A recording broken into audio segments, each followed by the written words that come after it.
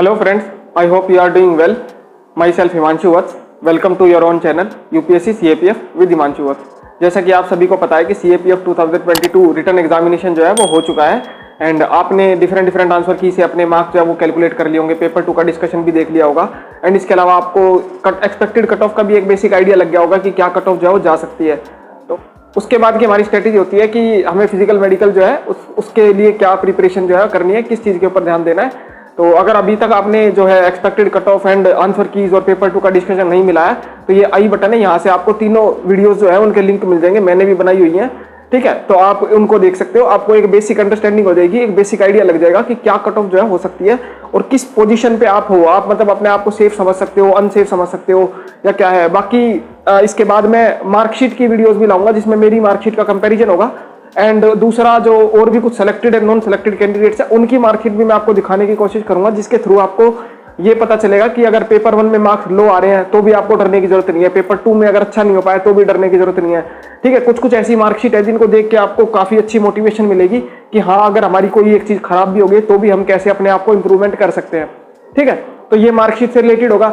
बाकी इसके अलावा अगर आपका किसी भी तरह का कोई डाउट होता है तो उसके लिए मैंने पहले टेलीग्राम पे मैं इंडिविजुअल मैसेज को हैंडल नहीं कर पा रहा था, तो अब मैंने उसके लिए टेलीग्राम ग्रुप क्रिएट कर दिया है। तो अगर आपका कोई भी डाउट है, आपका कोई भी इशू है तो आप मुझे उस टेलीग्राम ग्रुप को ज्वाइन करके उसके थ्रू मैसेज कर सकते हो, ठीक है। उसका लिंक मैं डिस्क्रिप्शन बॉक्स में स्टार्टिंग में डाल दूंगा, वीडियो के स्टार्टिंग में, डिस्क्रिप्शन बॉक्स के स्टार्टिंग में डाल दूंगा, आप वहां से देख सकते हो, ठीक है। तो अभी हम बात कर लेते हैं फिजिकल मेडिकल की स्ट्रेटेजी क्या होगी एंड फिजिकल मेडिकल में एक्चुअली में होता क्या है, फिजिकल मेडिकल में कि फिजिकल में क्या क्या इवेंट्स होते हैं, मेडिकल में कौन कौन सी चीजें चेक की जाती है, किन के ऊपर ज्यादा ध्यान दिया जाता है, किन को इग्नोर किया जाता है, ठीक है, कहाँ पे डरने की जरूरत है, कहाँ पे डरने की जरूरत नहीं है, ठीक है। वो सब चीजों के बारे में बात करेंगे बिकॉज मैंने 2 बार फिजिकल क्लियर किया है और मैंने मेडिकल 3 बार दिया है। हाँ, मेडिकल 3 बार दिया है। उसका कारण ये है कि पहली बार जब मेडिकल दिया था 2020 में तब हमारा आई का कुछ चेकअप जो था वो बच गया था और बीच में क्या हो गया, मैम को कोविड हो गया था, जो आई वाली डॉक्टर थी उनको, एंड जो है हमारा मेडिकल कुछ दिनों के लिए पोस्टपोन हुआ, लेकिन उसके बाद लॉकडाउन लग गया तो हमारा मेडिकल दोबारा हुआ 3 महीने बाद, तो पूरा का पूरा मेडिकल दोबारा से हुआ था। तो इसलिए 3 बार मेडिकल देने का मुझे एक्सपीरियंस है एंड 2 बार फिजिकल जो है वो क्लियर करने का एक्सपीरियंस है। तो मैं वो आपको बताता हूँ कि क्या क्या इवेंट्स उसके अंदर है। इसके अलावा एग्जाम के बाद जो है रिजल्ट आने के बाद एक डैफ फॉर्म भी आता है जिसमें काफी सारी डिटेल्स आपको डालनी पड़ती है। आपकी कुछ डिटेल्स वो है जो आपको पहले से पता है, कुछ वो है जो नहीं पता है, तो वो आपको पहले से सोच के चलनी पड़ेंगी। तो उसके ऊपर भी मैं वीडियो लाने की कोशिश करूंगा कि क्या जो है डिटेल्स है जो डैफ के अंदर भरनी है, ठीक है। तो उसके लिए आप कनेक्टेड रहिए विद द चैनल। तो आज की वीडियो का मेन फोकस जो है फिजिकल एंड मेडिकल एग्जामिनेशन के बारे में, तो उसको शुरू करते हैं हम। सबसे पहले तो बात करें तो फिजिकल मेडिकल के अंदर बेसिकली 3 चीजें होती है, एक तो पीएसटी होता है, एक पीईटी होता है, एक एमएसटी होता है। तो physical standard test, physical efficiency test and medical standard test. तो एक एक करके इन तीनों के बारे में बात करेंगे, ठीक है। तो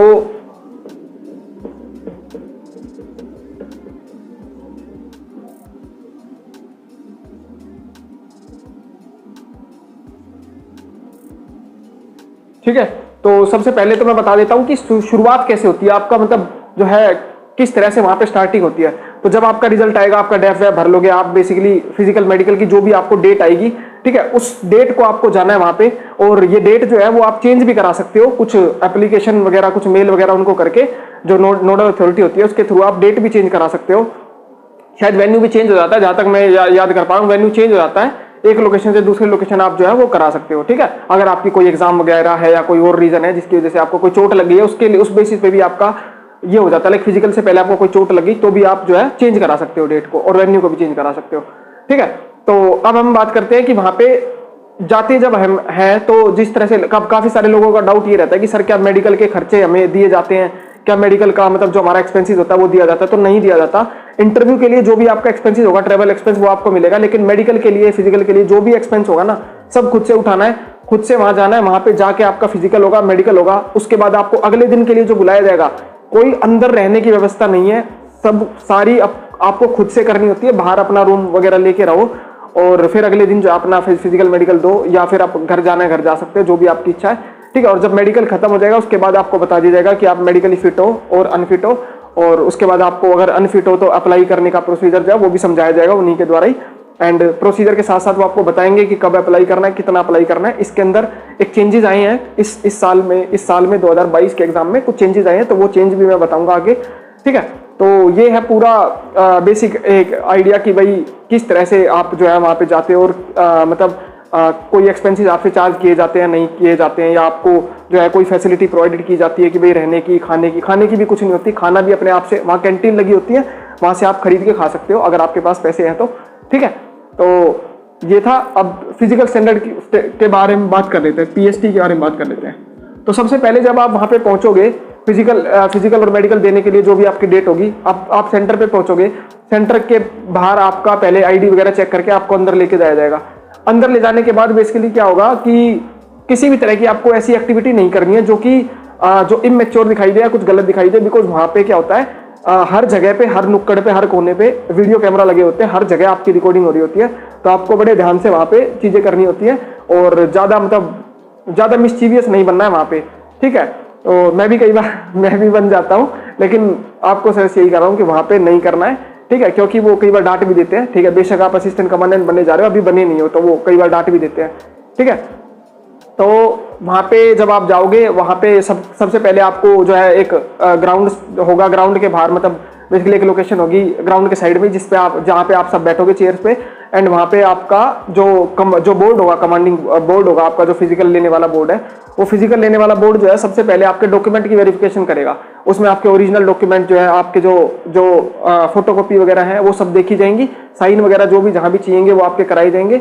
एंड उसके बाद फिर फिजिकल स्टैंडर्ड टेस्ट स्टार्ट होगा, जब सबका डॉक्यूमेंट वेरिफिकेशन हो जाएगा। ठीक है, उसके बाद फिजिकल स्टैंडर्ड टेस्ट जो है वो स्टार्ट होगा। अब पीएसटी के अंदर क्या होता है, तो पीएसटी के अंदर बेसिकली 3 चीजें होती हैं, और ये मैं अपनी मर्जी से नहीं बता रहा हूँ, ये सब नोटिफिकेशन में गिवन है। अगर आपको लगता है कि भाई वहां से पढ़ना है तो वहां से पढ़ सकते हो, मेरे को जस्ट लगा कि भाई बताना चाहिए, क्योंकि मैंने एक पोल भी डाला था और वहां पे काफी सारे लोगों का यस आया था, तो इसलिए मुझे लगा कि भाई बता देना चाहिए। ठीक है, तो मेल के बारे में बात करें तो सबसे पहले आती है हाइट, दूसरी होती है चेस्ट, और तीसरा होता है वेट। ठीक है, ये 3 चीजें चेक की जाती हैं फिजिकल स्टैंडर्ड टेस्ट के अंदर। अब मेल्स के लिए जो कट ऑफ हाइट है वो है 165 सेंटीमीटर, फीमेल के लिए 157 सेंटीमीटर। चेस्ट जो है मेल की 81 सेंटीमीटर से 85 सेंटीमीटर, एंड फीमेल की यहाँ पे कुछ नहीं है। एंड वेट के बारे में बात करें तो मेल के लिए जो मिनिमम वेट लिखा हुआ है ना नोटिफिकेशन में, 50 किलो लिखा हुआ है, और फीमेल के लिए 46 kg। अब एक एक करके बात करते हैं। 165 सेंटीमीटर क्या, वो कैसे मेजरमेंट करेंगे? जैसे आप ये खड़े हो, आपका एक स्टैंड होगा, स्टैंड के ऊपर आपको खड़ा कर दिया जाएगा, सारे मतलब जो भी क्लोथ्स वगैरह वो सब उतरवा के, और जो है शॉर्ट्स वगैरह रख सकते हैं।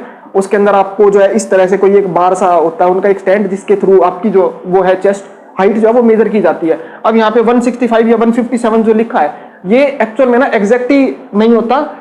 आप हो सकता है आप 167 के हो, लेकिन वहां पे जब मेजरमेंट होती है ना तो 1-2 सेंटीमीटर जो है जनरली कम ही आता है। जैसे मैं 173 सोचता था खुद को, लेकिन वहां पे मेजर किया तो 171 आया। ठीक है, इसी तरह से और भी काफी सारे लोगों के साथ ये इश्यू जो था वो वहां पे था। और अब बात आती है 165 का, सर 164 आया तो क्या करोगे? तो 164 आया ना, देखो क्या होता है ना, ये board to board and centre to centre depend करता है। किसी सेंटर पे अलाउ कर देते हैं, किसी सेंटर पे अलाउ नहीं करते हैं, कोई स्ट्रिक्ट होता है, कोई लीनियंट होता है। जैसे मैं अपना एग्जांपल बताऊं तो 2021 के मेरा जो फिजिकल था उसमें क्या था कि मेरा चेस्ट नंबर 1 और 2 मेरा 2 था, किसी एक बंदे का 1 था। तो हम दोनों को बुलाया गया एक कैंडिडेट को देखने के लिए। उसकी जो हाइट थी 163.8 समथिंग थी, और हमें बुलाया गया और बोला गया कि आप चेक करो इनकी हाइट की, हम कोई गलत कोई मेजरमेंट नहीं कर रहे। हमने देखा 163.8 थी, तो वो बोले इनको पास करना चाहिए। तो मैंने बोला था कि सर क्या ही फर्क पड़ता है, मतलब एक सेंटीमीटर से क्या फर्क पड़ता है, आप कर दो पास। तो जो कमांडिंग ऑफिसर थे, कमांडेंट थे, उन्होंने बोला कि बेटा हम तो पास कर दें इनको, लेकिन क्या है कि यहाँ पे वीडियो रिकॉर्डिंग हो रही है, इस तरह से पास नहीं कर सकते। ठीक है, तो यहाँ पे वीडियो रिकॉर्डिंग जो है वो मतलब अच्छी लेवल की वीडियो रिकॉर्डिंग होती है, सब कुछ रिकॉर्ड होता है वहाँ पे। तो इस हाइट पे उनको रिजेक्ट कर दिया गया था। तो किसी किसी सेंटर का अलग सिस्टम है, किसी पे पास हो जाता है इंसान, किसी पे नहीं हो पाता है, कहीं पे 164.5 वाले को भी बाहर कर देते हैं। ठीक है, तो ये sub centre to centre depend करता है। अब ये आता है सेम 157 के साथ भी। अब हाइट, वेट, चेस्ट के अंदर बात करें तो चेस्ट के अंदर 81 सेंटीमीटर का मतलब क्या है? इसका मतलब यह है कि आप नॉर्मल खड़े हुए हो, आपने सारी जो हवा है वो बाहर निकाली हुई है, अपनी सारी हवा अपनी जो पेट के अंदर है वो सब आपने बाहर निकाल दिया, और तब वो आपकी चेस्ट जो है ऐसे मेजरमेंट करेंगे। ये 81 आना चाहिए मिनिमम। 81 से ज्यादा आ गया कोई दिक्कत नहीं है, 81 आना चाहिए मिनिमम। अगर 81 से नीचे 80 आ रहा है तो वो आपको क्या कहेंगे कि भाई पुशअप मारो थोड़ी बहुत, और उसके बाद जो है आपकी वो चेस्ट जो है बढ़ जाएगी अपने आप। 79 आया तो मुश्किल है बढ़ना, क्योंकि 2 सेंटीमीटर का एक्सपेंशन यहाँ नहीं आ सकता कि रियल में। फिर उसके बाद क्या होता है और हाँ, यहाँ पे भी 79 वाले सेंटीमीटर का जो मैंने एग्जांपल इसलिए दिया क्योंकि 2020 में 79 सेंटीमीटर वाले बंदे को मेरे सामने भार किया था उन्होंने चेस्ट के ऊपर। उनको बोला था कि भाई आप पुशअप मारो, उन्होंने 50-55 पुशअप मारी खूब जोर लगा लगा के, लेकिन उसके बाद भी 79 से 80 हुआ, उसके बाद बढ़ा नहीं वो, क्योंकि बढ़ नहीं सकता, नॉर्मल नहीं बढ़ सकता। हाँ, एक्सपेंशन वाला जो है ना वो बढ़ सकता है, 8-10 सेंटीमीटर भी बढ़ सकता है वो तो, ठीक है। दूसरा, फिर आपके बाद जब आपकी 81 पार हो जाएगी, फिर आपको बोलेंगे कि भाई आप जो है सांस अपने अंदर लो। सांस अंदर लेने के बाद जो है आपका जो है चेस्ट की मेजरमेंट की जाएगी, फिर वो आपकी 85 पार होनी चाहिए, ठीक है। अगर 84 आ गई मान लो, तो वो कहेंगे कि आपको पुशअप मारो, और फिर उसके बाद वो नॉर्मली क्लियर हो जाएगी, कोई दिक्कत नहीं है। 5 सेंटीमीटर फूल जाती है, सब किसी की डर लगता है, मुझे भी लगता था, लेकिन फिर भी मैंने जब घर पे प्रैक्टिस करी थी तो फूल जाती है। और थोड़ा हाँ, यहाँ वहाँ पे हो सकता है आपकी चेस्ट 90 आ रही हो, लेकिन वो जब मेजर करेंगे बिल्कुल खींच के मेजरमेंट करते हैं, तो हो सकता है 90 की बजाय आपका वहाँ 82-83 आए, तो चौंकना मत इस चीज से, क्योंकि उनको बहुत एक्सपीरियंस है, वो पूरा खींच देते हैं। हमारे हाथ में उतनी जान नहीं होती कि हम खींच के देख लें, ठीक है। तो ये हो गया चेस्ट का। अब उसके बाद आता है वेट। वेट में यहाँ पे 50 किलो मिनिमम मेल के लिए है और फीमेल के लिए 46 kg है, ठीक है। अब ये पता नहीं है इस चीज के ऊपर कि इस चीज के ऊपर कोई भार हुआ है कि नहीं हुआ है, 50 से नीचे है तो भार हुआ है कि नहीं हुआ है। यहाँ ऐसा मैंने कोई एग्जांपल देखा नहीं, मेरे हिसाब से तो कोई भार होगा नहीं, और शायद किसी का होगा भी नहीं 50 किलो से नीचे वेट या 46 kg से नीचे वेट। बाकी अगर है तो आप पता कर सकते हो कि ऐसा कोई केस है जहाँ पे कोई बंदा भार हुआ है। मैंने कभी नहीं देखा कि ऐसा कोई भार हुआ, ना ही मैंने किसी से सुना इस चीज के ऊपर। तो ये था पीएसटी पूरा का पूरा।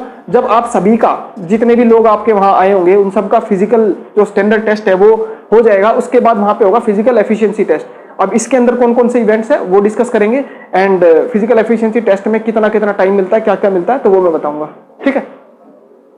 पीईटी के बारे में बात करें, फिजिकल एफिशिएंसी टेस्ट, तो पीईटी में क्या क्या होता है, तो पीईटी के अंदर कौन कौन से इवेंट होते हैं। पीईटी के अंदर 4 इवेंट होते हैं। सबसे पहले तो होती है 100 मीटर, इसका टाइमिंग होता है 16 सेकेंड,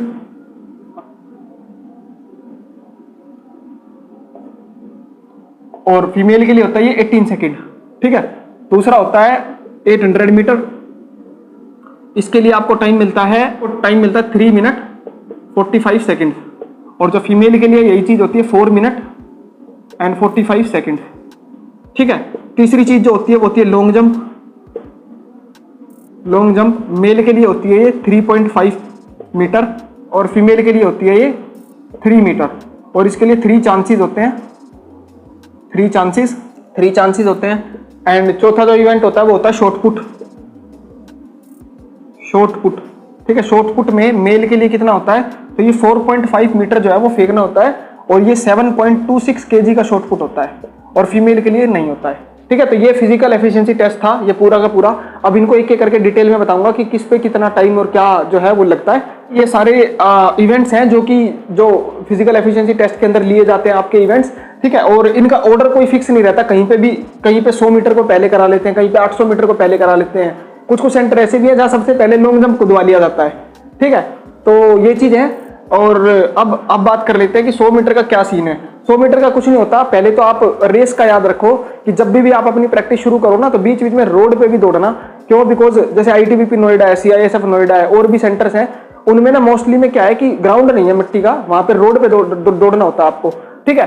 तो उसके लिए आपको क्या है कि जो भी आप प्रैक्टिस कर रहे हो, हफ्ते में 1 बार 2 बार रोड पे भी थोड़ा बहुत प्रैक्टिस कर लेना, जिससे आपको आदत हो जाए वहां की। एकदम से सब कुछ नया नया ना लगे, आप चौंक ना जाओ बिल्कुल कि क्या हो गया ये, ठीक है। तो 100 मीटर जो है ये ऐसे होती है। एंड 100 मीटर प्रॉपर, जैसे आपने कोई भी ओलंपिक इवेंट वगैरह देखा हो, उसी तरह की रेस, वो क्या होता है, वो इस तरह से वो क्लैप करके यू बजाते हैं, झंडा यू करते हैं, तो उसके बाद आपको दिख जाएगा कि हाँ प्रॉपर अब भागना है, तो वो प्रॉपर स्टांस ले सकते हो, खड़े होके भाग सकते हो, 16 सेकंड में करना है। अब बात आती है कि सर 16 सेकंड का 16 सेकंड ही होता है, या 16.1, 16.2 या 15.9 ये सब चलते हैं कि नहीं चलते हैं? तो देखो, ये भी मैं फिर वही कहूंगा कि centre to centre and board to board depend करता है। किसी सेंटर पे क्या होता है, 16 सेकंड की बजाय 17 सेकंड को वैसे कहते नहीं, अलाउ करते हैं, लेकिन क्या होता है कि लाइक 12-13 सेकंड के बाद, और उनको दिख रहा है कि काफी सारे कैंडिडेट्स अभी पीछे हैं, तो वो थोड़ा स्लो काउंटिंग कर देते हैं, तो उसके बेसिस पे आप 16, 16.5 में पास हो जाओगे। लेकिन कुछ सेंटर इतने स्ट्रिक्ट होते हैं कि वो 16.2, 16.3 वाले को भी बाहर कर देते हैं। मेरा एक फ्रेंड था, उसके लास्ट ईयर जो है 180 प्लस थे, अगर वो देख रहा हो तो उसको पता होगा, तो 180 प्लस उसके मार्क्स थे। उसका सीआरपीएफ पुणे में सेंटर था, और वहां पे वो मेरे से पूछ के गया था कि सर लॉन्ग जंप कैसे करना है। तो लॉन्ग जंप का तो मैंने उसको बताया कि भाई ऐसे ऐसे कर सकते हो, मैंने ये किया था, लेकिन वो बंदा लॉन्ग जंप दे ही नहीं पाया। 100 मीटर वही 16.2, 16.3 में ही बाहर कर दिया उसको। लाइक हमें खुद इतना वो लगा कि यार इतना स्ट्रिक्ट तो नहीं होना चाहिए था, बट ठीक है, किसी किसी सेंटर पे कुछ कुछ डिपेंड करता है कि कौन सा सेंटर क्या है, कौन सा बोर्ड है। हो सकता है इस साल सीआरपीएफ पुणे थोड़ा सा और हल्का मेडिकल ले ले, हल्का फिजिकल ले ले, बिकॉज बोर्ड बदल जाए इस बेसिस पे। ठीक है, तो ये हो गया 800 मीटर का 3 मिनट 45 सेकंड, ये नॉर्मली जो है लोग हो जाता है, मतलब इसमें कोई खास दिक्कत नहीं है अनटिल एंड अनलेस आप बहुत ज्यादा बीएमआई के हो, लाइक आपका बीएमआई 28 30 इस रेंज का ओबेसिटी वाली केस है तो आपका नहीं हो पाएगा, अदरवाइज तो हो जाएगा। बीच में रुक भी जाओगे तो भी भागोगे ना, खड़े होगे तो भी पूरा हो जाएगा। ठीक है, गिरते पड़ते मतलब पहुंच जाओगे, कोई दिक्कत नहीं है। और वो सपोर्ट पूरा करते हैं, वो भी करते हैं, और लोग जो आप लोग हैं, हम लोग हैं, हम सब भी चीयर करते हैं एक दूसरे के लिए। ठीक है, तो इसमें पूरी मोटिवेशन होती है, तो कोई दिक्कत नहीं है। और 2020 में तो हमारे में ये हुआ था कि एक बच्चा जब गिर गया था तो उस उठने के बाद एक जो जवान थे वो साथ में उनके भागे ताकि उसको मोटिवेशन मिले। ठीक है, लॉन्ग जंप, ये लॉन्ग जंप सबसे ज्यादा टेक्निकल इवेंट है। इसमें क्या है, लोग जो है ना, मतलब महीनों प्रैक्टिस करते रहेंगे फिर भी लॉन्ग जंप नहीं आएगी, और कहीं पैर वैर तुड़वा लेते हैं, हाथ वाथ तुड़वा लेते हैं। तो इस लॉन्ग जंप को मैं बताऊंगा, आप प्रॉपर टेक्निकल इवेंट है, टेक्निकल, इसकी टेक्निकलिटी समझनी है कि किस एंगल पे हमें जंप करना है, किस पॉइंट से हमें जंप करना है, कौन से पैर से हमें जो है ना वो जंप लेना है, हमारा स्ट्रॉन्ग पैर कौन सा है, हमारा वीक पैर कौन सा है। इसके लिए मैं आपको एक चैनल सजेस्ट कर सकता हूं, मैंने जहां से प्रैक्टिस करी थी मेरे को काफी सही लगा था। मैंने कोई अकेडमी तो ज्वाइन करी नहीं थी, ठीक है, बट मैंने ये क्या था कि चैनल की वीडियोस देखी थी, क्योंकि शुरुआत में लोग जब मेरा 8-10 फुट 10 फुट 12 फुट गिर जाता था, 10 फुट के आसपास रह जाता था, लेकिन रियलिटी में वहां पे जाके मैंने 14 फुट भी क्रॉस किया दोनों बार। तो ये एक करके है अंकित, मैंने तो यार ये देखा था, आप और भी देख सकते हैं, बहुत सारे चैनल है। तो अंकित रनर करके एक चैनल था, अंकित रनर, ये बंदा मुझे काफी सही लगा, नेशनल वेशनल भी खेल रखे हैं इन्होंने। ठीक है, तो इनकी वीडियोस मैंने देखी थी लॉन्ग जंप के लिए, आप भी देख सकते हो। इसकी वीडियो से मेरा इतना वो हो गया था, लाइक कि मैंने इतना फिक्स कर लिया था, मुझे चाहे पहाड़ पे दौड़ा लो, ठीक है, वहां से मेरे को काउंट करने, मेरे स्टेप्स कितने हैं, मैंने 26 स्टेप ये फिक्स है, लाइक मैं 26 स्टेप काउंट करूंगा, और फिर चाहे मुझे कहीं से कूदा लो, मैं लाइन से पीछे से कूदूंगा और उस लाइन के पार कूदूंगा। ये मेरा फिक्स हो गया था ऐसा, लाइक 3-4 महीने के अंदर ये प्रैक्टिस करने के बाद। तो ऐसी प्रैक्टिस आपकी हो जाएगी, आपको स्टेप्स जो है आपके फिक्स हो जाएंगे। फिर आपको चाहे रोड से कुदाओ, चाहे मिट्टी से कुदाओ, चाहे पहाड़ से कुदाओ, कहीं से भी कुदाओ, वो आपका स्टेप्स फिक्स हो गए ना एक बार, तो आपकी लॉन्ग जंप इजी हो जाएगी। बाकी टेक ऑफ के ऊपर मेन काम करना है कि टेक ऑफ किस एंगल से लेना है, तो वो सब आप सीख जाओगे यहाँ से। मैं कोई खुद में एथलीट रही हूँ जो मैं आपको वो चीज समझा सकूँ, बस सजेस्ट कर सकता हूँ कि हाँ ये देख सकते हो आप। ठीक है, और लॉन्ग जंप के बाद आता है शॉर्ट पुट। ये तो बहुत इजी इवेंट है, लेकिन फिर भी काफी लोग इसमें बाहर हो जाते हैं। कारण क्या है, वो रूल्स को ध्यान से नहीं सुनते। यहाँ पे क्या होता है, देखो मैं बताता हूँ। शॉर्ट पुट में आपका ना ये एक सर्कल होगा, ठीक है, इस सर्कल के अंदर आप खड़े होगे और ये एक एंगल ऐसे बना होता है, ठीक है, ये यूं जा रखा होता है, और ये एक लाइन होती है यहाँ, इसके बाहर आपको गिरना है, और ये 4.5 मीटर की जो है ना लाइन होती है, ये शॉर्ट पुट आपका 4.5 मीटर से बाहर जाना चाहिए। ठीक है, यहां से खड़े होके आप यहां से फेंको, यहां से फेंको, अंदर से फेंकना है। बेसिकली ये लाइन टच नहीं करनी है, बिल्कुल भी ये लाइन टच नहीं करनी है, और बाहर नहीं निकलना है। बस ये रूल होते हैं। आपको ऐसे करके यूं फेंकना है, आपका पूरा जो है वो पार चला जाएगा। ठीक है यार, 4.5 मीटर तो मतलब 15 फुट होता है, लोग 20-20 22-22 फुट फेंक देते थे। मेरा तो खैर 17 पे ही गिरता था, बट कुछ जो लोग हैं वो भाई अच्छा भारी भरकम शरीर के, वो फेंक देते हैं काफी दूर तक। ठीक है, उनका मतलब उनकी बॉडी स्ट्रेंथ है ना काफी ज्यादा है, तो ये कोई दिक्कत नहीं है। बट कई बार क्या होता है, वो बॉडी स्ट्रेंथ वाले भी बाहर हो जाते हैं। क्यों बाहर हो जाते हैं, उन्होंने या तो ये वाली लाइन टच कर दी, या फिर उन्होंने यहाँ से बाहर निकल गए। वो तो ये दोनों नहीं करने, वो प्रॉपर समझाते हैं ढंग से। और फिर वही कह रहा हूँ, इसमें कोई लीनियंसी नहीं, इसमें कोई लीनियंसी नहीं। यहाँ लीनियंसी चलती है हल्की फुल्की, लेकिन इन दो इवेंट्स में कोई लीनियंसी नहीं चलेगी आप, क्योंकि वीडियो रिकॉर्डिंग बहुत स्ट्रिक्ट है और बहुत टेक्निकल इवेंट्स है, यहाँ पे बाहर कर देते हैं वो आराम से। ठीक है, तो ये था पूरा फिजिकल के बाद अब हम आते हैं मेडिकल के ऊपर। जब आपका फिजिकल हो जाएगा ना, तब आप सभी को जो क्लियर करे, जो नहीं क्लियर करे, उन सबको एक पर्चा दिया जाता है। उस पर्चे के अंदर बताया जाता है कि हाँ भाई आप फिजिकल क्लियर्ड हो, ठीक है, या फिर आप फिजिकल क्लियर नहीं हो। फिर सभी को एक साथ छोड़ दिया जाता है। जो फिजिकल क्लियर नहीं कर पाए वो अपने घर जाओ, जिनका फिजिकल क्लियर हो गया उनको बस में बिठा के वो मेडिकल के लिए लेके जाते हैं। तो मेडिकल के लिए अब क्या होता है वो मैं बताता हूँ अभी। इसको मैं रब करता हूँ, आपने अगर कुछ नोट वोट करना है तो देख लो। ठीक है, मैं इसको रब करता हूँ।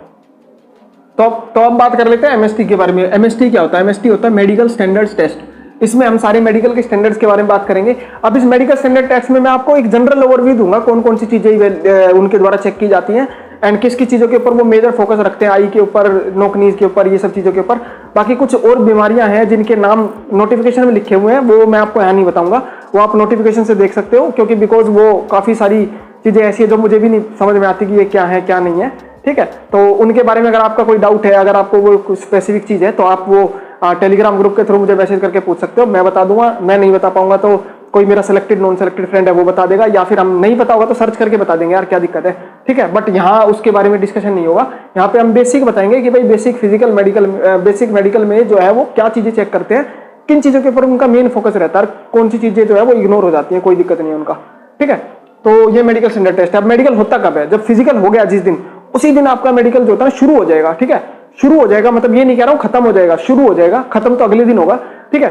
तो फिजिकल जैसे ही हो जाएगा उसके बाद आपको बस में बिठा के किसी हॉस्पिटल में लेके जाएंगे, वहां पे आपकी 3 चीजें जो है ली जाती हैं। कौन कौन सी? एक तो एक्सरे होता है, ठीक है, ब्लड होता है, यूरिन होता है। अब पहले तक क्या होता है ना, 2020 तक ये होता था कि ब्लड, यूरिन और एक्सरे तीनों ही फिजिकल वाले दिन लेके, बाकी जो मेडिकल बच गया वो अगले दिन होगा, आपको बुला लिया जाएगा और आप वहां सेंटर पे जाओगे और वहां पे आपका मेडिकल शुरू हो जाएगा।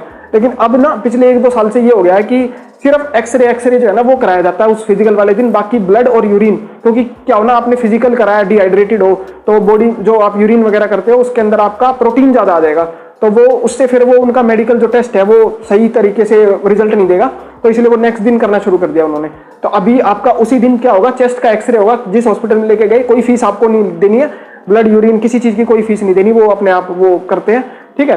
तो चेस्ट का एक्सरे होगा, चेस्ट का एक्सरे लेने के बाद आपको बोल देंगे भाई घर जा सकते हो। अगले दिन आपको बता दिया जाएगा कि भाई पानी वानी खूब पी के आना, बिकॉज यूरिन का टेस्ट होगा, ठीक है। और अगले दिन जब आप जाओगे तो आपका सबसे पहले यूरिन टेस्ट होगा, यूरिन का सैंपल ले लेंगे वो, ठीक है, ब्लड का सैंपल आपका ले लेंगे वो। अब इनमें क्या चेक करते हैं, तो यूरिन में तो जहां तक मुझे पता है यूरिन में मोस्टली वो आपके किसी तरह के कोई पार्टिकल्स है, शुगर है, ठीक है, और भी यूरिन के थ्रू जो कुछ कॉमन प्रॉब्लम्स है वो पता चल जाती हैं, तो वो देखते हैं। ज्यादा कुछ हाई फाई नहीं देखते हैं कि कोई बोलता हो कि सर मेरे को यूरिन का ये इश्यू है वो इश्यू है, तो इतना नहीं चेक करते, वो कॉमन चीजें भी शुगर वगैरह चेक करते हैं मेरे ख्याल से। एंड दूसरा ब्लड के अंदर बेसिकली जो है वो कुछ कॉमन चीजें मेजर करते हैं। मोस्ट जो इंपॉर्टेंट चीज है वो है हीमोग्लोबिन जो होता है ना वो चेक करा जाता है। हीमोग्लोबिन आपका जो है वो कितना होता है, रेंज मेरे को याद नहीं कितनी है, बट आप देख लेना उस रेंज के अंदर होना चाहिए, क्योंकि लास्ट ईयर मुझे 2020 का याद है, मेरा एक फ्रेंड की जो हीमोग्लोबिन था वो नीचे था और उनको जो है उसके ऊपर रीमेडिकल मिला। हमारा दोबारा मेडिकल हुआ था और वो दोबारा मेडिकल हुआ 3 महीने बाद, उनका हीमोग्लोबिन तब भी कम था, ठीक है। वो भी अगर सुन रहे होंगे, देख रहे होंगे तो उनको भी हंसी आएगी इस बात पे। डॉक्टर ने उनको बोला कि यार तू मतलब 3 महीने बाद आया, एक खून की बोतल चढ़ा के ले आता अपने ऊपर, अपने खून की बोतल चढ़वा लाता है एक, तब भी आपका हीमोग्लोबिन नहीं बढ़ा, 3 महीने बाद भी नहीं बढ़ा, तो इग्नोर कर रहे हो आप तो टोटल। तो उसको रीमेडिकल मिला था और अभी तो वो सिलेक्टेड हो चुके हैं असिस्टेंट कमांडेंट CISF में, ठीक है। तो उनका रीमेडिकल वगैरह क्लियर हो गया था, बिकॉज अब रीमेडिकल 1 महीना और मिल गया, वहां खुल गई उनकी, तो उन्होंने हीमोग्लोबिन बढ़वा लिया, ठीक है। तो उन्होंने, डॉक्टर ने इतने अच्छे थे वो डॉक्टर, उन्होंने खुद बताया कि यार ये कर लेता तो भी हो जाता, अभी कर लेगा तो भी कर दूंगा, लेकिन फिर कोई बात नहीं, रीमेडिकल मिला तो रीमेडिकल पास कर लिया उन्होंने, ठीक है। तो ब्लड टेस्ट होता है, यूरिन टेस्ट होता है, एंड उसके बाद आपका क्या होता है, ब्लड और यूरिन जब आपका ले लिया जाता है सैंपल, उसके बाद आपका बॉडी का चेकअप होता है। तो बॉडी के चेकअप के बारे में बात करें तो जनरली वहां पे 3 डॉक्टर्स होते हैं, ठीक है। ये होते हैं जनरल सर्जन, ये होती है आई स्पेशलिस्ट, एंड ये आपका होता है ये भी आपके कोई सर्जन ही होते हैं मेरे ख्याल से, ठीक है। अब जो है अब सबसे पहले मतलब वो ऑर्डर वेरी करता अलग अलग सेंटर पे कि पहले आप इनके पास जाओगे, इनके पास या इनके पास, ठीक है। मेरा जो सेंटर था तीनों बार वो ITBP नोएडा था, तो वहां पे सबसे पहले जनरल सर्जन होता है, फिर वहां पे आई स्पेशलिस्ट होता है, फिर वहां पे ये सर्जन होता है, ठीक है। तो किसी भी ऑर्डर में हो सकता है, क्या ही फर्क पड़ता है उससे। तो जनरल सर्जन के पास जब आप जाओगे तो वहां पे क्या चेक करते हैं वो जनरल सर्जन, आपकी सारी चीजें चेक करते हैं। आपका जो ईयर है, आपके ईयर के अंदर वैक्स वगैरह है, अगर वैक्स है तो उसको निकलवा के जाना पहले से ही, ठीक है, कोई दिक्कत नहीं है। वैसे तो कुछ कहेंगे नहीं, डांट लगा देंगे, बाकी डांट सुनने से अच्छा है कि आप निकलवा के ही चले जाओ पहले ही, बाकी और कोई हड्डी वड्डी का कोई इशू नहीं है, वो डॉक्टर है यार, वो पहचान लेते हैं सारी चीजें, ठीक है। और इसके अलावा आपके ईयर हो गए, नोज होगी, नोज चेक करते हैं। नोज में क्या क्या चेक होता है, नोटिफिकेशन देखोगे तो वहां पे लिखा हुआ है साइनसाइटिस नहीं होना चाहिए, DNS नहीं होना चाहिए, ये नहीं होना चाहिए, वो नहीं होना चाहिए, काफी सारी चीजें जो है आपकी बताई हुई है कि ये आपका जो है नहीं होना चाहिए। बाकी कॉमन जो वो चेक करते हैं वो DNS के ऊपर ध्यान देते हैं, साइनसाइटिस के ऊपर ध्यान देते हैं। ये है तो कोई दिक्कत, रीमेडिकल वगैरह दे सकते हैं, अगर ये नहीं है तो कोई दिक्कत नहीं आएगी। ज्यादा मतलब बहुत ज्यादा टाइम लगा के नहीं देखते कि ना 1 सेकंड लगता होगा नाक देखने के अंदर, ठीक है। नोज को चेक करते के अंदर उनको 1 से 1.5 सेकंड लगता होगा, ठीक है।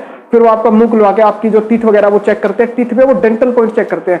टीथ के ऊपर किसी को रीमेडिकल मिला हो, मेरे को आज तक सुनने में नहीं आया, तो आप टीथ वाला तो इश्यू जो भी है निकाल दो, ठीक है। टीथ के अंदर वो डेंटल पॉइंट्स काउंट करते हैं, और कितने काउंट करते हैं तो 14-16 जो है वो भी चलता है वैसे तो, लेकिन नॉर्मली सबके 21-22 होते हैं, 21-22। अब ये क्या होते हैं डेंटल पॉइंट, देखो ये मुझे नहीं पता है, ये आप डॉक्टर से पूछ सकते हो कि भाई क्या है डेंटल पॉइंट्स, लेकिन जनरली बता रहा हूँ कि इस एज में 21-22 सबके होते हैं, ठीक है। इससे नीचे वेयर ही होगा, किसी का टूट टाट गया होगा तो भी 17-18 हो जाएगा, उससे कम तो नहीं होगा, ठीक है। तो ये टीथ हो गया। टीथ के बाद वो आपकी जो चेस्ट है, चेस्ट को टच वगैरह करके देखते हैं कि किसी तरह की कोई, मतलब चेस्ट में ऊपर नीचे वाला सीन भी होता है, उसमें भी लिखा हुआ है नोटिफिकेशन में भी कि चेस्ट ऊपर नीचे आपकी जो है वो नहीं होनी चाहिए, ऐसा कोई सीन है तो वो भी चेक करते हैं आपकी चेस्ट के बाद फिर वो आपका जो स्टमक वगैरह है उसको चेक करते हैं, उसमें टच वगैरह करके देखते हैं कि कोई हर्निया वर्निया तो नहीं है, भाई कोई गांठ वाट तो नहीं है। जैसे मेरे एक फ्रेंड के 2021 में था और उनको रीमेडिकल मिल गया, लेकिन उनका फिर 2020 में सिलेक्शन हो गया, तो उनको मतलब रिलीफ मिल गया उस चीज से, ठीक है।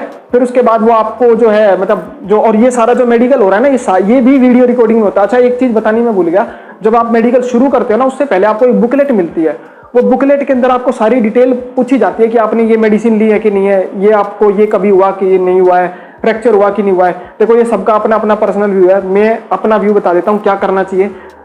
हमें 2020 में डॉक्टर जो थे उन्होंने सजेस्ट करा था कि इस बुक में कहीं पे भी यस भरने से पहले मुझसे पूछ लेना एक बार, वरना नो ही भरना। अगर कोई दिक्कत हुई है तो पहले पूछ लेना, मैं बता दूंगा यस भरना है कि नहीं भरना है। तो उस अब क्या है 2021 के अंदर उनको नहीं पता था क्योंकि बोर्ड बदल गया, तो एक बच्चे ने उसमें थायराइड भर दिया कि थायराइड पे उसने यस लगा दिया, तो उनको रीमेडिकल मिल गया। अगर आप चाहते तो उसको अवॉइड कर सकते थे, छुपा सकते थे, ठीक है। वो छुपाना ठीक नहीं है, गलत बात है, लेकिन फिर भी आपको अगर आपका लास्ट अटेम्प्ट है थोड़ा सा सोच के चलना पड़ता है कि यार की है कि नहीं है, बताना है कि नहीं बताना है। तो 4 चीजों का ध्यान रखना, THAD, ठीक है। इसमें क्या होता है, T से थायराइड, H से आपका हाइपरटेंशन, A से आर्थराइटिस एंड D से डायबिटीज। इन चारों चीजों को वो चेक करते हैं, ठीक है। और ये उस बुकलेट में भी लिखा होता है, अगर आपको है तो सोच समझ के करना, मतलब उसके अंदर यस या नो, वो आपका टोटली आपका डिसीजन है। मैं तो नो ही भर देता था, ठीक है, मेरे को कुछ है भी नहीं, लेकिन फिर भी डॉक्टर ने जिस तरह से समझाया था तो हमने फिर उस वही डायरेक्शन फॉलो करे, ठीक है। तो ये हो गया बुकलेट के बारे में। एंड बुकलेट के बाद वो क्या है ना, आपने अगर यस डाल दिया उससे ये होगा कि उनको दिख जाएगा पहले से यस है, फिर वो उस चीज को चेक करने लगेंगे। अगर यस नहीं डालते तो शायद वो चेक नहीं करते, क्योंकि नॉर्मल जो मेडिकल होता है ना उसमें इस चीज को चेक नहीं करा जाता, ठीक है। तो ये आपका बेकार में इश्यू क्रिएट कर देगा, ठीक है। तो ये इसके बाद जो है आपका जो है अब बात आती है हाथ वगैरह की, पैर वगैरह की। हाथ में वो आपसे पूछते हैं, उसमें बुकलेट में लिखा होता है कोई फ्रैक्चर वगैरह तो नहीं हुआ है, तो अगर हुआ है बहुत पहले हुआ है तो ठीक है इग्नोर करो, मतलब ये नो कर दो उसके अंदर। बहुत ही रिसेंट हुआ तो फिर तो वो पहचान ही लेंगे अपने आप, फिर आप यस करो नो करो, क्योंकि वो इस तरह से आपका हाथ चेक करते हैं। अब काफी सारे लोग मुझे ना मैसेज करके पूछ रहे हैं कि कैरिंग एंगल क्या है। सर कैरिंग एंगल कुछ नहीं है, कैरिंग एंगल वो आपके हाथों को ऐसे करेंगे और ये जो एंगल है ना, ये जो एंगल है ये इस तरह का, ये जो एंगल होता है ये एंगल, तो ये एंगल जो है ना वो आपका 5 डिग्री से 15 डिग्री के बीच में होना चाहिए। और आपको अगर कोई चोट वोट नहीं लगी है, कभी फ्रैक्चर नहीं हुआ, या आपका नॉर्मल हाथ है, आपको लगता नॉर्मल है, तो कोई दिक्कत नहीं आएगी। कैरिंग एंगल इतना इश्यू नहीं है। जिसका उनको डाउट लगेगा, किसी का उनको डाउट लगता है तो वो ज्यादा स्केल लेके मेजर कर लेंगे, इतना सीरियस नहीं मेजर करते हैं। तो कैरिंग एंगल के ऊपर डरना छोड़ दो। 2020 में हमारे डॉक्टर जो थे उन्होंने बोल दिया था कि 17 के 17 लोगों को खड़ा करके बोल दिया था, अगर मैं इस तरह से कैरिंग एंगल चेक करने लगूँ ना सीरियस, तो आप 17 के 17 बाहर हो जाओगे, क्योंकि इंडिया की जो नॉर्मल है उसमें 5 से 15 डिग्री में किसी का नहीं आएगा, या तो 17 पार जाएगा या 5 से नीचे आएगा, ठीक है। तो इसलिए इनको हम सीरियस नहीं लेते ज्यादा, ठीक है। कैरिंग एंगल जो है वो चेक करते हैं, ऐसी कोई बात नहीं है, करते हैं जरूर, लेकिन बहुत ज्यादा जब आपको कोई चोट वोट लगे ना तभी प्रॉब्लम होगी, अदरवाइज तो नहीं होगी कैरिंग एंगल में। कैरिंग एंगल के बाद जो अगली चीज बेसिकली आती है वो फिर आपका जो वीडियो रिकॉर्डिंग जो भी हो रही थी उसमें क्या होता है, वीडियो रिकॉर्डिंग हो रही है, लेकिन जब फिर आपको वो जो है आपको बेड पे लिटा के आपका जो नोकनी वगैरह जो है वो चेक करते हैं। अब नोकनी में ना कुछ लोग पूछते हैं कि सर मेरा ऐसे टच हो रहा है वैसे टच हो रहा है, देखो वो ये ऐसे नहीं करते वो चेक, वो क्या करते हैं आपको खड़ा करके भी चेक करते हैं और आपको बेड पे लिटा के जो है ना वो भी आपके पैर वगैरह जो है टच करके चेक करते हैं, ठीक है। तो उनको पता है ज्यादा अच्छे से। अगर आपको डर लगता है इस चीज का, पता है कि आपको है कि नहीं है, तो आप डॉक्टर से जाके चेक करा सकते हो एक बार, ठीक है। किसी भी गवर्नमेंट हॉस्पिटल में जाओ, वहां पे जाके चेक करा लो, पता चल जाएगा कि है कि नहीं है, ठीक है। बहुत सारे लोग वैसे ही डरते रहते कि हमें है जबकि नहीं होता है। जब हमें प्रॉपर समझाया था 2020 में डॉक्टर ने कि देखो ये होता है नोकनी और ये नहीं होता है, ठीक है। लोग इसको नोकनी समझ लेते हैं, तो उस बेसिस पे उन्होंने समझाया था।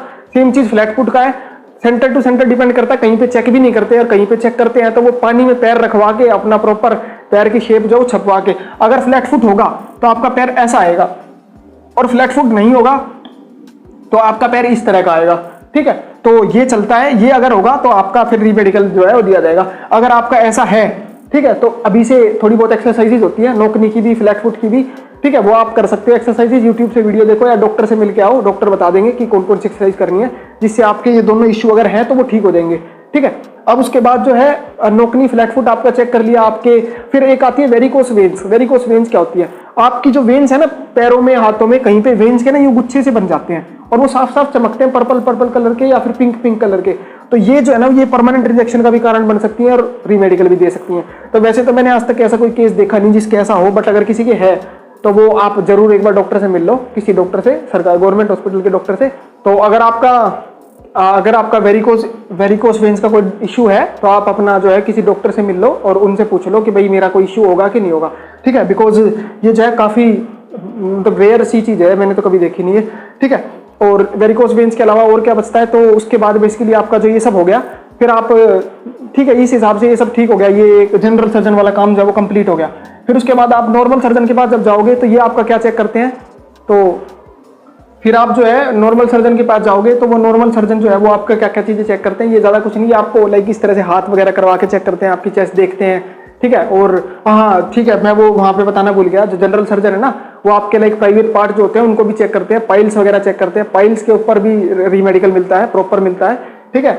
और पाइल्स चेक करते हैं। इसके अलावा आपके जो टेस्टिस हैं, आपके जो पीनस है, ये सब चीज़ें भी चेक होती हैं, प्रॉपर चेक होती हैं। मेल डॉक्टर भी होते हैं, फीमेल डॉक्टर भी होते हैं, ठीक है। तो वो ये सब आप प्रिपेयर होकर जाना पहले से ही कि ऐसी सिचुएशन भी आ सकती है, ठीक है। जैसे मेरा 2021 में दोनों बार जो थे मेल डॉक्टर थे, लेकिन 2020 में दोनों बार मेल डॉक्टर थे, लेकिन 2021 में फीमेल डॉक्टर थी, ठीक है। तो ये होता है आपका सब। जब ये प्राइवेट पार्ट्स की चेकिंग हो रही होती है ना, उस टाइम पे आपकी वीडियो रिकॉर्डिंग नहीं होती, उस टाइम पे कैमरा बंद कर दिया जाता है, ठीक है। तो ठीक है, आपका जो है टेस्टिस वगैरह जो है उनकी शेप वगैरह, साइज वगैरह, वो सब भी जो भी है चेक करा जाता है, ठीक है। वो इतना ध्यान हम में नहीं देते कि क्या हुआ था क्या नहीं हुआ था, ठीक है।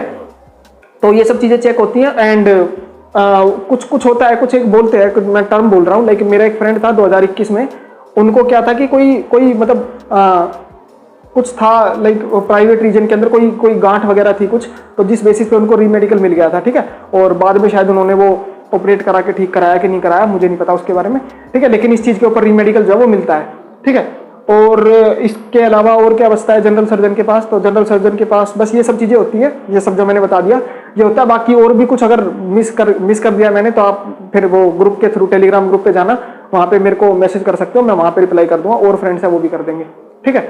तो ये हो गया जनरल सर्जन वाला काम। अब उसके बाद आता है नॉर्मल सर्जन। नॉर्मल सर्जन आपको जो है आपकी हाइट वगैरह जो है वो चेक कर लेगा, आपको जो है मतलब इस तरह से खड़ा करके चेक करेगा, 2-4 सवाल पूछेगा ताकि आपको जो है कंफर्टेबल रहे आप। और इसके अलावा वो आपका वेट भी मेजर करते हैं, वो नहीं वेट मेजर ऑलरेडी हो चुका है, वो उसी वेट को आपका कंसिडर करते हैं और वो आपको BMI वगैरह कैलकुलेट करके देख लेते हैं। वेट के बारे में बात करें तो वेट के अंदर जो नॉर्मल जो नोटिफिकेशन है ना, नोटिफिकेशन के एंड में एक चार्ट दे रखा है, हाइट, वेट और एज, तो उससे आप कंपेयर कर लो आपको कितनी कैटेगरी में लाना है। उस कैटेगरी से 1-2 किलो ज्यादा चल जाएगा, कोई दिक्कत नहीं है, ठीक है। लेकिन 4-5 किलो ज्यादा तो यार दिक्कत आ भी सकती है, नहीं भी आ सकती है। किसी सेंटर पे क्या होता है कि अगर 4-5 किलो ज्यादा है तो वो उसकी बॉडी डेंसिटी को चेक करते हैं, BMI चेक करते हैं, और BMI अगर 25 से नीचे तो रीमेडिकल नहीं देते, लेकिन 25 से ऊपर है ना तब तो 100% मिलता है, ठीक है। तब तो वो रीमेडिकल देते ही देते हैं, ठीक है। 25 से ज्यादा BMI, मोस्टली BMI से काम चल जाता है। अगर आपका वेट 3-4 किलो ज्यादा है, BMI निकालेंगे, BMI सही है तो ठीक है, कोई दिक्कत नहीं है। BMI ज्यादा है तो फिर रीमेडिकल दे दिया जाता है। वैसे जैसे ITBP नोएडा का बताऊं तो BMI 26 भी था एक बंदे का, उसका भी पास कर दिया था, कोई दिक्कत नहीं हुई थी। थोड़ा बहुत बताया था बस उसको कि यार थोड़ा रिड्यूस करो, फौज में जा रहे हो ऐसे वैसे, तो उसके बाद उन्होंने उनको पास कर दिया था, ठीक है। तो ये हो गया जनरल सर्जन का। ये जनरल सर्जन आपका जो है ब्लड प्रेशर भी मेजर करते हैं, आपको नॉर्मल जो है पहले ब्लड प्रेशर मेजर कर लेंगे, फिर आपके बाद आपको पुशअप लगवाएंगे 2-4, और फिर उसके बाद दोबारा मेजर करेंगे और फिर आपको बोल देंगे कि भाई आप जा सकते हो, ठीक है। और इसके अलावा कहीं किसी सेंटर पे मैंने सुना है वो स्टेमरिंग टेस्ट भी करते हैं। तो स्टेमरिंग हल्की फुल्की है तो शायद मेरे ख्याल से चलता है, कोई दिक्कत नहीं है, और ज़्यादा है तो फिर शायद रीमेडिकल देते हैं उस चीज़ के ऊपर। उस चीज़ का श्योर नहीं हो क्योंकि मैंने कभी देखा नहीं कोई स्टेमर कर रहा हुआ बंदा जो है वहाँ पे पहुँचाओ, ठीक है। तो स्टेमरिंग का भी चेक करते हैं, कहीं भी चेक करते हैं, हर जगह चेक नहीं करते हैं, ठीक है।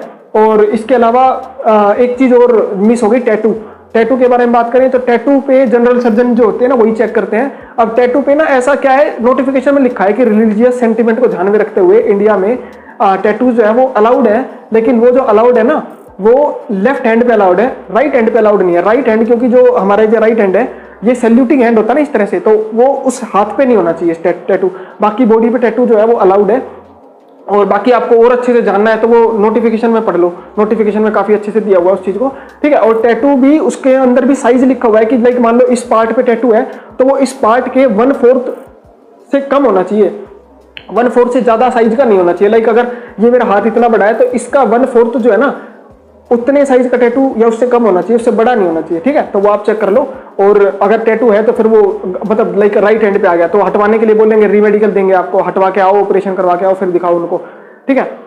फिर उसके बाद आते हैं हम आई वाले डॉक्टर के पास। जो आई वाला डॉक्टर ना, ये आई वाला डॉक्टर, तो आई वाला डॉक्टर आपको क्या चेक करता है? आई वाले डॉक्टर के अंदर सबसे पहले तो आई की बात समझ लो। आई के अंदर ना सबसे ज्यादा स्ट्रिक्ट होता है आई का, जो पूरे मेडिकल के कंपैरिजन में आई सबसे ज्यादा स्ट्रिक्टली चेक की जाती है, हर एक चीज ध्यान से चेक की जाती है।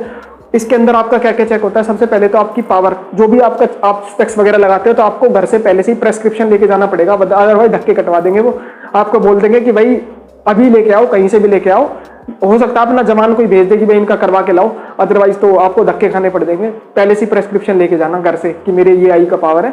प्राइवेट डॉक्टर का भी चलेगा, कोई दिक्कत नहीं है। इवन वो भी चलता है, जो ऑप्टिकल जो शॉप्स वाले होते हैं वो लिख के देते हैं ना पर्चे में, वो भी चलता है, कोई दिक्कत नहीं है। तो ये है आई का। आई में आपकी +-4 पावर जो है अलाउड है। अब देखो ये कहीं पे लिखा नहीं हुआ है कि सिलेंड्रिकल के लिए कितनी है, क्योंकि हमारे डॉक्टर थे ना 2020 में क्या था कि बोर्ड अच्छा था तो हमने बहुत बातें करी उनसे और काफी सारी चीजें पता करी। तो उन्होंने बताया कि +-4 जो है ना वो हम स्पेरिकल के लिए देखते हैं। अगर सिलेंड्रिकल हो ना तो हम +-4 से थोड़ा नीचे लाइक 3.75 3.5 इन पे भी रीमेडिकल देने की टेंडेंसी रखते हैं। देते हैं नहीं देते ये श्योर नहीं था, क्योंकि किसी का सिलेंड्रिकल था नहीं, ठीक है। अगर किसी का होता तो उन्होंने बोला था कि हम टेंडेंसी रखते हैं कि इसको देना है कि नहीं देना है। अदरवाइज जो स्पेरिकल है उसमें तो +-4 है। अगर आपका +-3.75 है तो चल जाएगा, कोई दिक्कत नहीं है। बट +-4 पे वो रीमेडिकल आपको दे सकते हैं ताकि दोबारा जो है बड़ी बड़ी मशीनों के साथ रीमेडिकल में अच्छे से आपका चेकअप हो, ठीक है। और इसके अलावा आई में वो ग्लूकोमा करके कोई बीमारी होती है, मुझे नहीं पता क्या होती है, आप सर्च कर सकते हो, डॉक्टर से पूछ सकते हो। तो ग्लूकोमा के ऊपर भी वो रीमेडिकल देते हैं। अब कुछ लोग पूछते हैं कि सर आई के अंदर हमने लासिक करा रखा है, तो वो जो लासिक है ना आपका जो मेडिकल है, मेडिकल से 6 महीने पुराना होना चाहिए लासिक। उससे पहले का अगर है उसके बाद का मतलब 6 महीने पुराना होना चाहिए। और जो आप नया जा रहे हो ना, जब नया जा रहे हो तो उसकी नए वाले की रिपोर्ट लेके जानी है कि आपकी अभी प्रेजेंटली क्या कंडीशन है, ठीक है। पुराना और अभी का, बिफोर लासिक और आफ्टर लासिक, वो कंपैरिजन की लेके जानी पड़ती है आपको बनवा के, ठीक है। और अगर लासिक अभी कराया रिसेंटली तो भाई नहीं चलेगा बिल्कुल भी, वो आपको रीमेडिकल देंगे और शायद बाहर भी कर दे, ठीक है। तो लासिक 6 महीने पुराना होना चाहिए, उससे पहले का नहीं होना चाहिए, ठीक है। और ये हो गया लासिक का। उसके अलावा फिर वो आपकी पावर वगैरह चेक करेंगे आपको, जैसे नॉर्मल डॉक्टर पढ़वा के देखता है, जो स्क्रीन होती है उस पर ABCD जो भी लिखी होती है वो पढ़ के देखना है। आपकी आईज जो होती है उसका वो जो भी चेकअप होते हैं यार वो मशीन वगैरह के अंदर चेक करते हैं। और इसके अलावा कोई स्कार्स वगैरह होते हैं आई के अंदर, मान लो स्कार्स वगैरह है तो वो आपसे पूछेंगे कि क्या ये स्कार किस तरह से है। अगर वो नॉर्मल होंगे कोई दिक्कत नहीं, पास कर देंगे। अगर ज्यादा हुए स्कार्स तो वो क्या करेंगे, आपकी आईज में ड्रॉप डालेंगे, थोड़ी देर बाहर बिठाएंगे, फिर बोलेंगे वापस आना, फिर चेक करेंगे, रिजॉल्व हो गए ठीक। अदरवाइज उनका मूड खराब हुआ तो वो रीमेडिकल दे देंगे उसके ऊपर फिर से, ठीक है। और एक चीज चेक होती है कलर ब्लाइंडनेस। कलर ब्लाइंडनेस के लिए एक इशारा करके कोई किताब बुक आती है, यूट्यूब पे वीडियोस मिल जाएगी, उसको चेक कर लो। या फिर कभी ड्राइविंग लाइसेंस बनवाया हो या किसी डॉक्टर के पास चले जाना, वहां पे होती है, उसमें पेज पलट के आपको नंबर्स पढ़ने होते हैं, कुछ डायग्राम्स होते हैं, वो डायग्राम देखने होते हैं, तो वो आपको जो है उस बेसिस पे पास करते हैं। कलर ब्लाइंडनेस किसी को है तो इस पे रीमेडिकल तो मिलता है, लेकिन ये परमानेंट रिजेक्शन है। आप वापस रीमेडिकल में भी जाओगे वहां भी बाहर हो जाओगे तो वो आपको बाहर कर देंगे, ठीक है। कलर ब्लाइंडनेस आई की चीजें जो है ना वो ऐसी है जो परमानेंट रिजेक्शन क्रिएट करा देती है, बाकी सारी तो पास करा देती है। बाकी सारियों में रीमेडिकल मिलता है, 90% केसेस में रीमेडिकल पास हो जाता है, जो वो है आई। यहाँ पे क्या होता है, यहाँ पे प्रॉब्लम होती है। और जिसने लासिक करा रखा है चाहे उनका 6 महीने पुराना क्यों ना हो, ITBP नोएडा में तो एक रूल चल रहा था कि जिसका लासिक है कोई दिक्कत नहीं है, उसको रीमेडिकल मिलेगा ही मिलेगा। और सेंटर का मुझे पता नहीं वहां पे भी रीमेडिकल मिलता है कि नहीं मिलता। लासिक वाले को वो रीमेडिकल इसलिए देते हैं ताकि वो प्रॉपर चार्ट वगैरह बनवा के लाए, कंपैरिजन बनवा के लाए और उसको जो है वहां पे रीमेडिकल बोर्ड के सामने जो है वो दिखाए। अब रीमेडिकल के बारे में बात करें तो और कुछ आई थिंक सब कुछ कवर हो गया है आई से रिलेटेड भी। और अगर कुछ बचा है, कलर ब्लाइंडनेस होती है, पावर चेक होती है, और इसके अलावा ग्लूकोमा वगैरह ये सब चीजें चेक होती हैं, ठीक है। रीमेडिकल कहाँ मिलता है कहाँ नहीं मिलता वो सब मैंने बता दिया। नोकनी फ्लैट फुट वगैरह इनके ऊपर ना जनरली नहीं देते हैं, ठीक है। लाइक वो मतलब थोड़ा बहुत देख लेते हैं और आपको बता देंगे कि भाई है कि नहीं है। वेट वगैरह के ऊपर इनके ऊपर भी रीमेडिकल नहीं देते हैं, लेकिन कुछ स्ट्रिक्ट सेंटर है, कुछ स्ट्रिक्ट बोर्ड है जो दे देते हैं। तो कोई डरने वाली बात नहीं है। री मेडिकल जनरली अच्छा ही होता है। तो री मेडिकल में क्या होता है कि जो बोर्ड होगा ना वो आपको फटाफट देख दाख के और पास कर देगा। ये छोटी मोटी चीजें यार, इनके ऊपर कोई बड़ा इशू क्रिएट नहीं होता। बड़ी चीजें जो है वो मैंने आपको ऑलरेडी बता दी है, ठीक है। और हाँ, कुछ लोग पूछते हैं सर अल्ट्रासाउंड वगैरह होता है, ये सब नहीं होता। अल्ट्रासाउंड के बारे में बता दूं, बिकॉज अल्ट्रासाउंड जो है वो नहीं होता, सीडीएस वगैरह के अंदर होता होगा, यहाँ पे अल्ट्रासाउंड वगैरह नहीं होता बिल्कुल भी, ठीक है। और इसके अलावा तो आई थिंक मैंने सारी चीजें मेडिकल के रिलेटेड जो है कवर कर दिया। कोई एक आध चीज कुछ मिस हो गई है तो बता देना कि ये सर ये वाली चीज, अब वो आप मेरे को मैसेज करके पूछ लेना, फिर मैं बता दूंगा, या कमेंट बॉक्स में पूछ लेना। मेरे हिसाब से तो मैंने सारी चीजें बता दी हैं, इसकी और इसकी। अब आते हैं री मेडिकल क्या होता है। तो अब आपका जब मान लो सबका मेडिकल हो जाएगा, उसके बाद वो आपको बुलाएंगे कि करके और बताएंगे कि फिट हो कि अनफिट हो। अगर फिट हो तो ठीक है, कोई दिक्कत नहीं, कोई पर्चा नहीं मिलेगा, कोई सर्टिफिकेट नहीं मिलेगा, बस बता दिया जाएगा फिट हो। आगे इंटरव्यू शेड्यूल आएगा, उसमें नाम आ जाएगा अपने आप। जो अनफिट है उनको प्रॉपर बताया जाएगा कि आप अनफिट हो, ये कारण है। आपको उनको कुछ डॉक्यूमेंट्स भी दिए जाएंगे जिसमें उनको समझाया जाएगा कि ये डॉक्यूमेंट्स है, ऐसे ऐसे फिल करने, यहाँ पे अप्लाई करना है।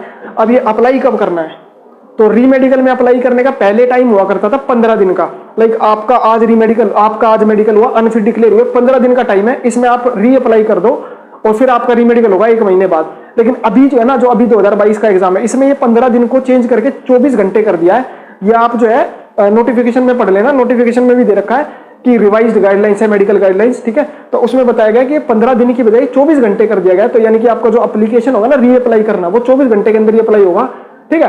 और दूसरा जो री मेडिकल कब होगा, तो उसमें कोई पहले होता था 45 डेज के अंदर हो जाता था, लेकिन अभी जो है ना इस वाले जो नोटिफिकेशन है 2022, इसमें लिखा हुआ है अर्लीएस्ट पॉसिबल।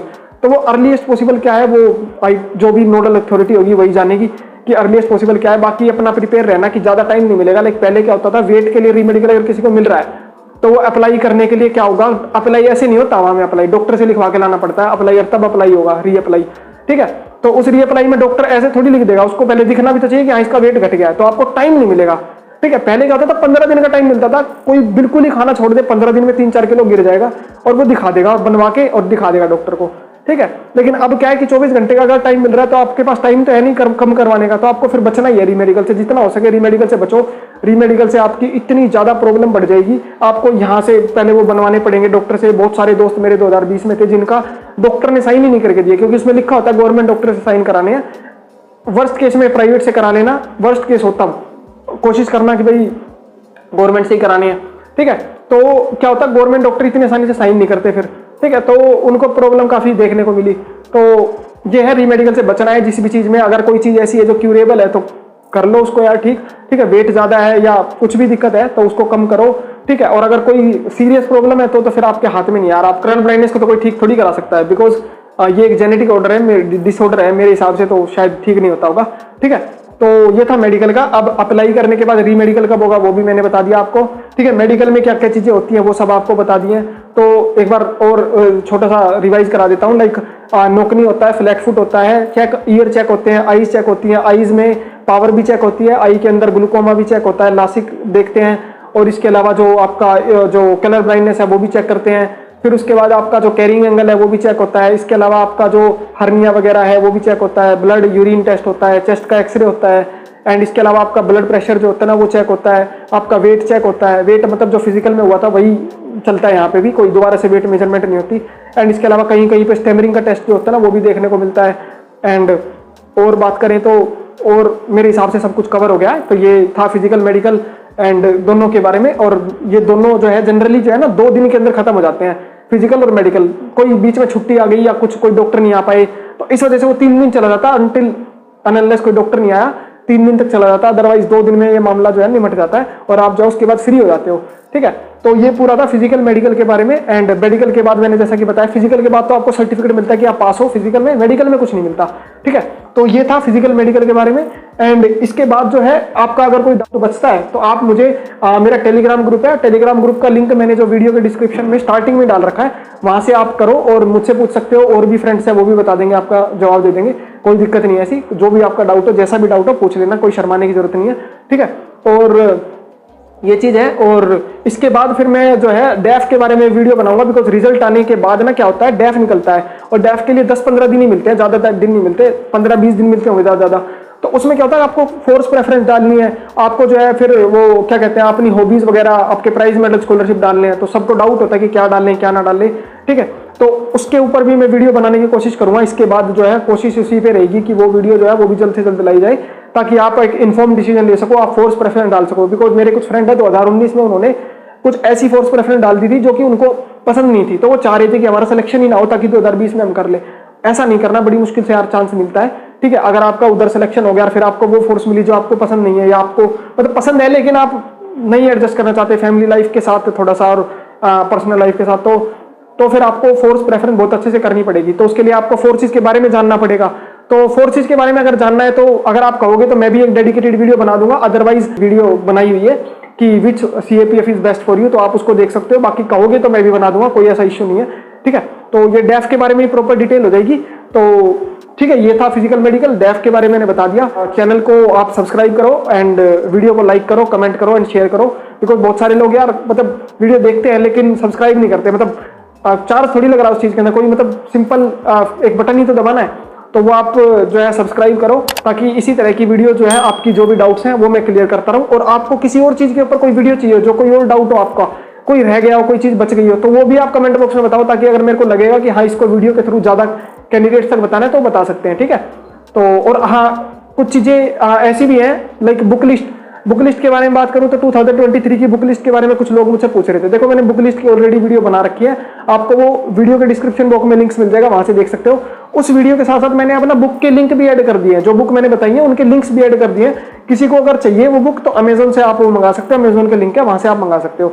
और अगर आपको लगता है कि कोई और बुक है जो कि आपको अच्छी लगी थी, उसमें मेरे को जो अच्छी लगी थी वो बताई है, आपको अच्छी लगी हो और आपको लगता है कि और कैंडिडेट्स को भी पता चलना चाहिए, तो आप उस चीज को मुझे कमेंट बॉक्स में या फिर टेलीग्राम पे बता सकते हो। फिर मैं उस बुक का लिंक भी वहां पे ऐड कर दूंगा, ताकि ज्यादा से ज्यादा कैंडिडेट्स को हेल्प हो सके। सो ये था आज के लिए। अब मिलते हैं नेक्स्ट वीडियो के अंदर, जिसके अंदर हम मार्कशीट कंपैरिजन भी करेंगे, डेफ वगैरह के बारे में बात करेंगे एंड इंटरव्यू वगैरह के बारे में बात करेंगे। तब तक आप कनेक्टेड रहो with me and with my channel, and channel को सब्सक्राइब करो, लाइक करो एंड कमेंट एंड शेयर करो, and all the best for your result. जब भी आएगा आई होप कि अच्छा ही आए, आप सभी का क्लियर हो जाए। हम तो यही चाहते हैं कि भाई आप सभी का क्लियर हो जाए, बिकॉज हर कोई बहुत मेहनत करता है, ठीक है। तो फिजिकल मेडिकल की तैयारी आप अभी से शुरू कर सकते हो। एक कुछ क्वेश्चन बता देता हूँ कि लॉन्ग जंप की तैयारी अभी से मत करना, बहुत टाइम है, 3-4 महीने लॉन्ग जंप की तैयारी करना थोड़ा बाद में, बिकॉज उसमें क्या होता है इंजरी होने के चांसेस बहुत ज्यादा होते हैं, तो आपको वो अवॉइड करनी है अभी के लिए। अभी अगर फिजिकल मेडिकल की तैयारी करनी है तो मेडिकल से पहले आपका एक बार फुल बॉडी चेकअप जो है वो करा लेना गवर्नमेंट हॉस्पिटल के अंदर जाके, ज्यादा कुछ चार्ज ही नहीं लगते, ठीक है। बेसिक आइडिया लग जाएगा आपको, वैक्स वगैरह निकलवा लेना, आई की पावर चेक करा लेना, नोकनी, कैरिंग एंगल, फ्लैट फुट, ये सब चेक करा लेना, ताकि आपको टेंशन ना हो उधर, ठीक है। क्योंकि टेंशन होती है ना तो ब्लड प्रेशर बढ़ जाएगा, और ब्लड प्रेशर बढ़ जाएगा फिर भी मेडिकल मिलेगा, बेकार में अपना नुकसान कराओगे, ठीक है। और दूसरा फिजिकल के बारे में बात करें तो फिजिकल में अभी आधा घंटा जॉगिंग शुरू कर दो, और लॉन्ग जंप वगैरह की जो तैयारी है वो बाद में करना। मैंने आपको बता दिया हाँ, लॉन्ग जंप के ऊपर भी, लॉन्ग जंप के ऊपर जो है अंकित रनर करके चैनल था, और भी बहुत सारे यार, इंदौर फिजिकल एकेडमी है और भी पता नहीं काफी सारे, मैंने तो यार लास्ट ईयर नाम भी याद नहीं है। एक और है, क्या नाम है, कुचामन करके, कुचामन की कोई जगह है, उनका नाम है, कोई विराट सर है, विराट सर, वो भी काफी बढ़िया है, ठीक है। तो इतनी सारी एकेडमी आप किसी की भी वीडियोस के थ्रू कर सकते हो, ज्वाइन करनी है ज्वाइन कर सकते हो। वैसे ज्वाइन करने की जरूरत नहीं है, वो आर्मी वाला फिजिकल नहीं होता है, यहाँ बहुत सस्ता सा और बहुत ही हल्का सा फिजिकल होता है, जो कि आप कर सकते हो अगर आप फिट हो तो, ठीक है। तो लॉन्ग जंप की तैयारी अभी मत करना, ज्यादा चोट वोट मत लगवाना, और अगर किसी का वेट ज्यादा है वो वेट रिड्यूस करने की कोशिश करो, बाद में टाइम नहीं मिलेगा रिड्यूस करने का। और वेट रिड्यूस करने का मेरा तो खैर ज्यादा नहीं था, उतना ही था। वेट रिड्यूस करने का एक तरीका मेरे फ्रेंड ने अपनाया था, तो उसका ये था कि वो कार्ब जो थे उसने बिल्कुल कम कर दिए थे, और उसने प्रोटीन की इंटेक बढ़ा दी थी, और रनिंग करता था डेली। और बाकी जो रनिंग करता था ना वो कुछ प्लास्टिक की वो पहन के और जैकेट वैकेट पहन के, कैप वैप पहन के, तब वो रनिंग करता था, ताकि स्वेट ज्यादा आए और वेट कम हो जाए। तो ये आप कंसिडर कर सकते हो।